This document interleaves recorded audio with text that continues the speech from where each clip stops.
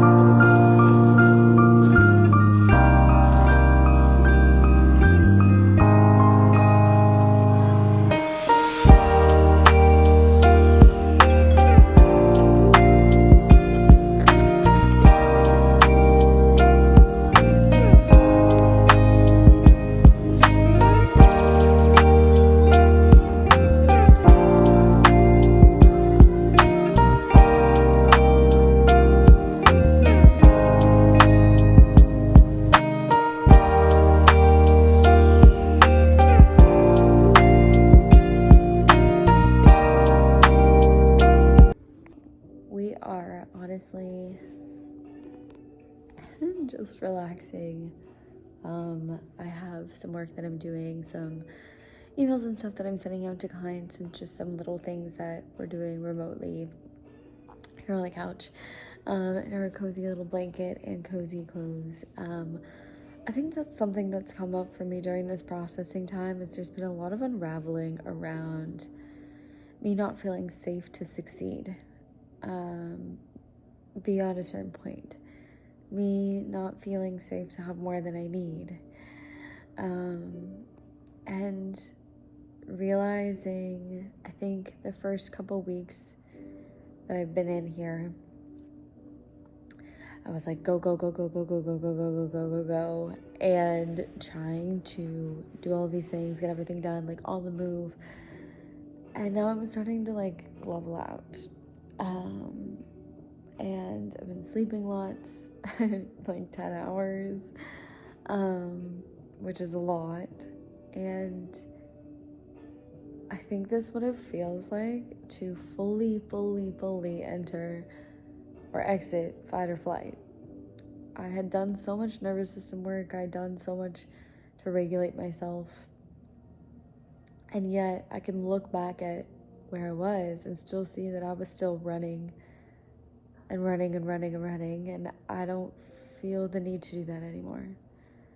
I feel like I'm now finally starting to feel safe, finally starting to realize, like, okay, we can relax. And I didn't realize like how wound up I was, truly. How much I was going here to do this and going here to do this and regulating other people in my life until I have had some solid space alone, and now that's all I want. It really is. That's all I want, is to just be alone right now, and of course have karma. But I think that a lot of the times when we enter these states of being, or we're placed into these spaces of being, we think there's something wrong. And there's been so many times I've been placed in these positions in life where I've been totally alone, and I've resisted, and I've kicked, and I've screamed and cried and and I can look back 10 years ago, 8 years ago, and see how I was kind of being isolated in order to heal, in order to regenerate.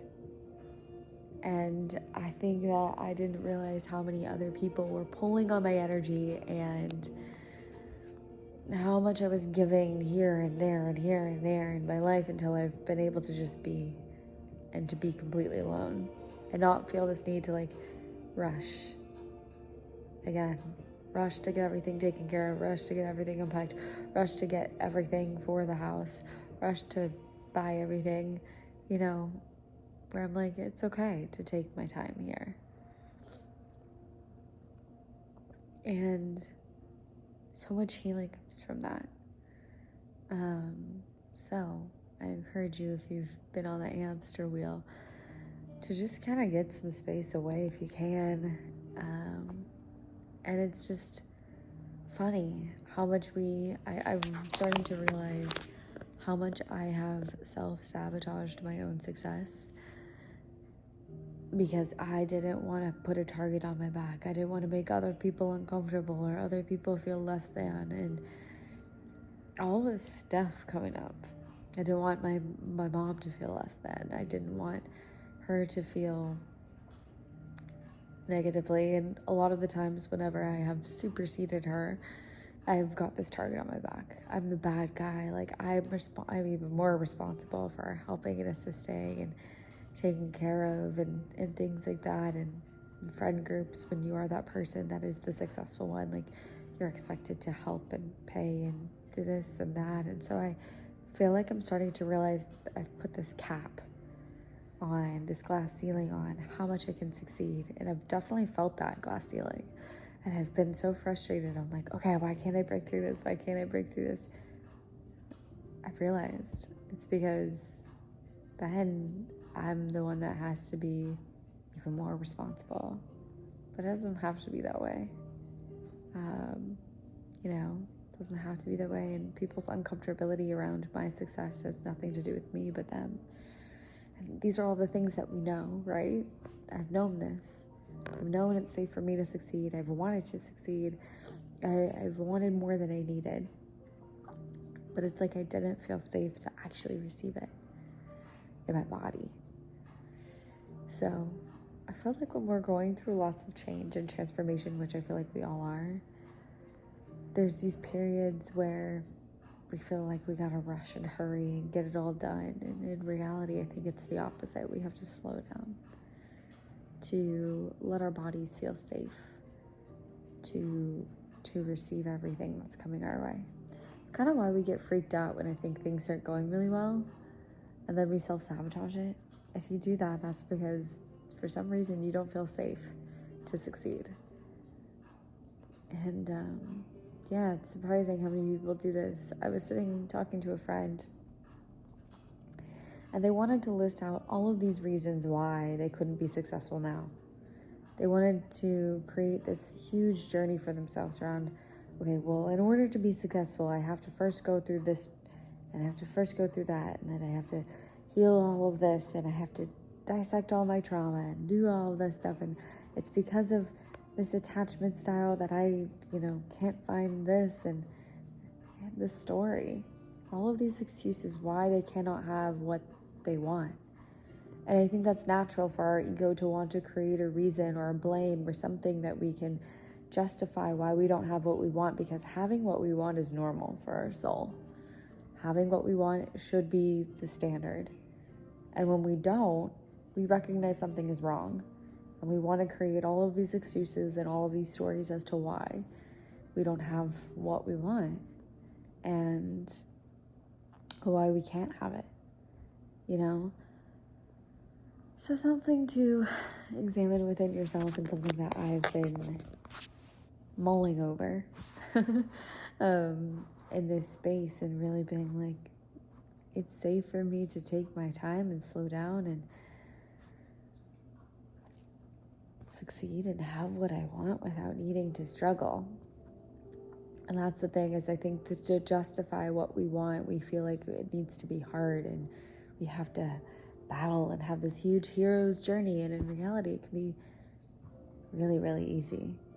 And when it is easy, like this has been for me, I mean, obviously you've seen it hasn't been easy, but it just all fell into place. So there was no difficulty. There was no, it all boom, boom, boom, boom, boom. And someone had actually put in, I don't know if I said this, but somebody had actually put in an application for this apartment. And it was pending processing and everything before I had even shown up and looked at it. And I looked at it and was like, this is it, felt it. And she told me, oh, well, if something happens or this falls through, but this guy will let you know. And I was like, what would be really great? And she was like, what? And I was like, if we could just get his little application, thrown out the way and mine processed and me in here ASAP. And I was just joking with her, right? But I leave, and 2 hours later I get a call, and she's like, okay, you're approved, it's yours, here's your lease, blah, blah, blah. It was easy. And now that I've gotten in here, I think the first couple weeks, there was a part of my inner being that said, my conditioning that said, this was easy. So now I have to suffer to level out the easiness. Because if I didn't work hard and I didn't suffer, then, did I really earn this?